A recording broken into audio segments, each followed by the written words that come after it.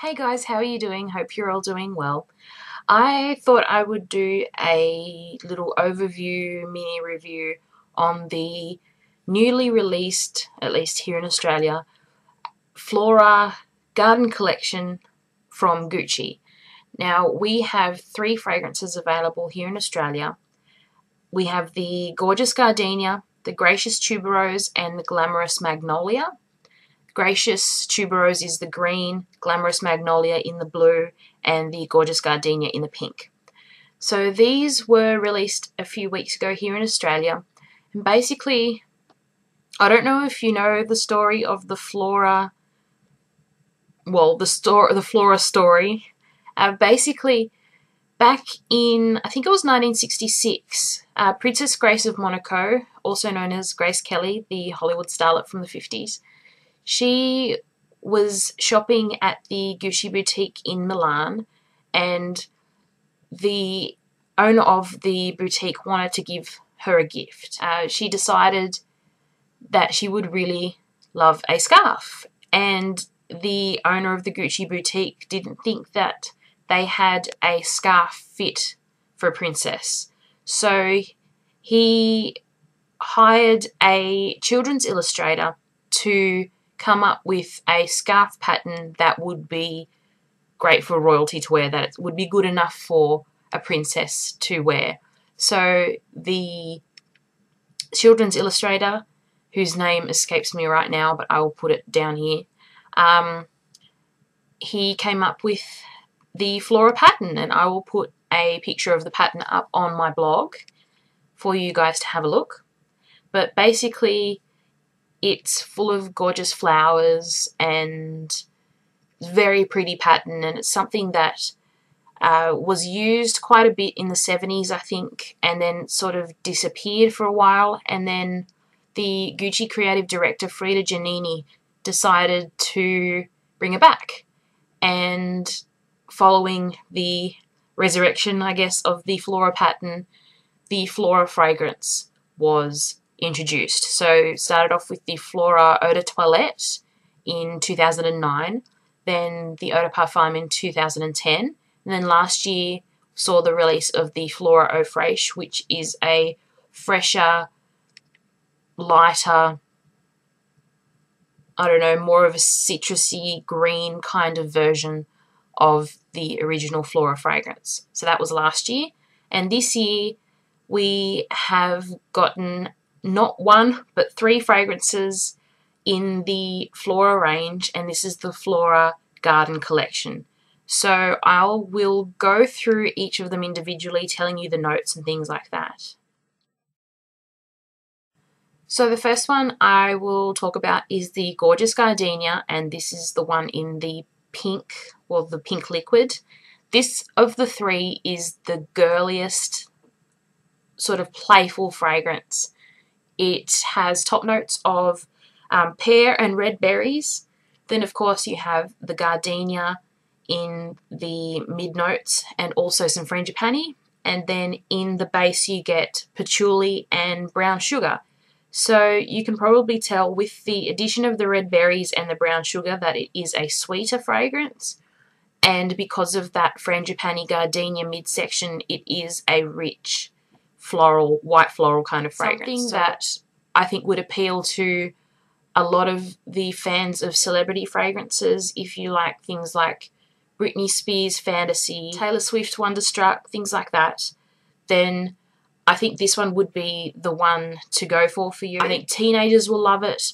I think basically if you're one of those young at heart girls who loves the sweetness of fragrances but are not necessarily ready to go up to a rich, a true white floral, then this would be something for you, and I would definitely recommend that for you. Something that would go really well any time of the year, probably more likely as a day fragrance, but because of the brown sugar and the patchouli, you could definitely wear it autumn, winter, and because of the flowers and the top notes, the fruity top notes, you can definitely pull it off in spring and summer. Next up is the Gracious Tuberose, which it's hard to say, but this is probably my favourite of the 3 fragrances in this collection so far.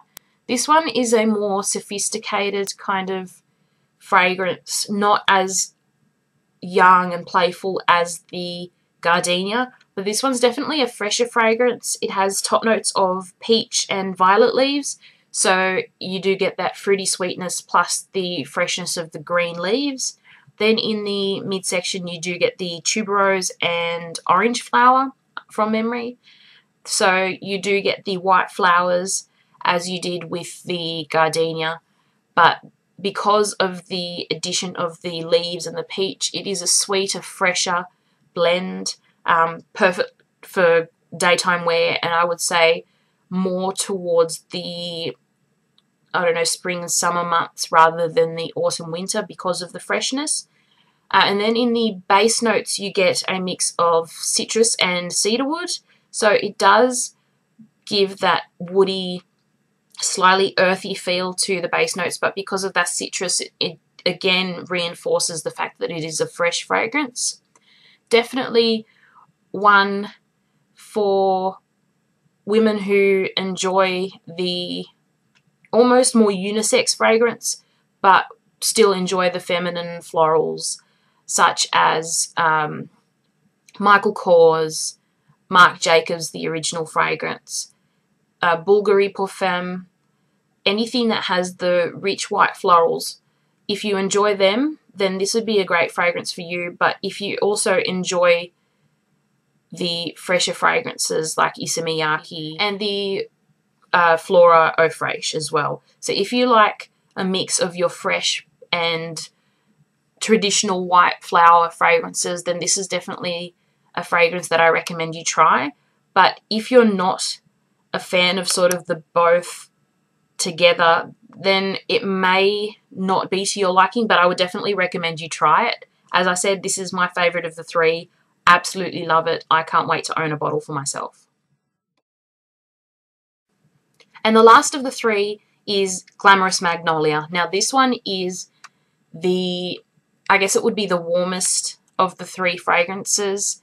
It's definitely a bit more glamorous, a bit more, it's hard to explain, where you have the playfulness of the Gardenia, the fresh sophistication of the tuberose. This one's more a almost seductive, glamorous kind of magnolia fragrance. The top notes are freesia, citrus, and green leaves. So you do get that freshness from the leaves and the citrus, and then the freesia gives you a bit of powdery floral that goes really well with the fresh notes. And in the heart you get obviously magnolia and peony, so you get the blend of those 2 flowers.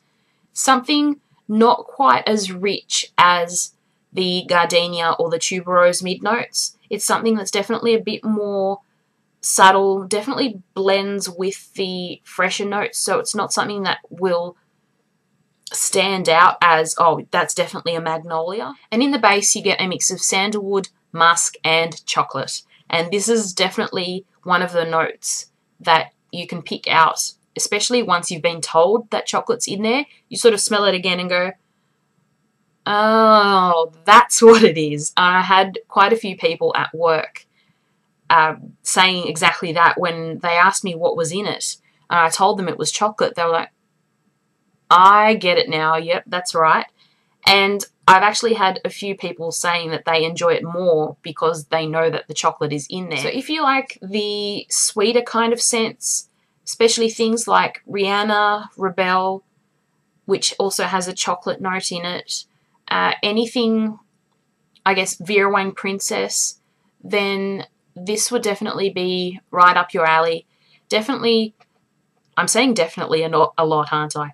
It is a warmer fragrance, so this one would definitely be suited more to autumn, winter, maybe nights during spring when the weather's a bit cooler, but I wouldn't recommend it for daytime wear in summer just because that chocolate note would probably come across a bit too strong, and it may not be the best fragrance to wear during summer. But, I mean, you can try it. I wear some vanilla-based fragrances during summer and they smell amazing. So it's not like there is a rule to say, no, you can't wear chocolate or vanilla-based fragrances in warm weather.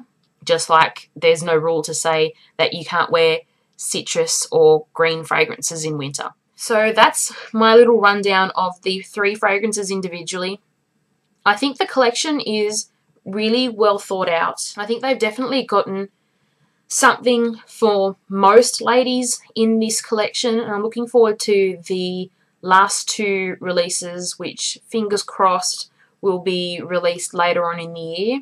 I don't remember offhand what they are. I think there's mandarin and there's something else. I'll put them down the bottom there. Now, prices here in Australia, the 50ml is $109 and the 100ml is $161, and it is exclusive to Myer and David Jones. I don't have any of the bottles here with me because, frankly, I haven't got the money to splurge because I want all 3 of them.